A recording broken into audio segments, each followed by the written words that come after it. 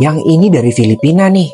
Asli serem sih. So langsung aja, gue pengen lu fokus dengerin cerita orang ini sambil perhatiin videonya baik-baik. So, ayan, ipapakita ko sa inyo guys kung ano yung nakuha ng CCTV namin.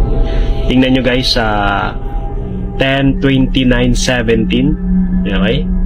Tingnan nyo dito, may lalabas dito na parang usok. Tapos mabilis siyang papunta dito.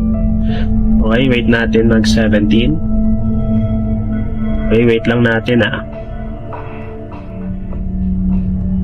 17 seconds. Ayun. Okay, back natin 17. Tingnan nyo dito. Ayun. Kita nyo? Ulitin natin. 17. Parang lumalakad na lang siya. Tingnan nyo, parang Terlihat ada bayangan putih yang berkeliaran di halaman rumah orang ini. Itu apaan ya?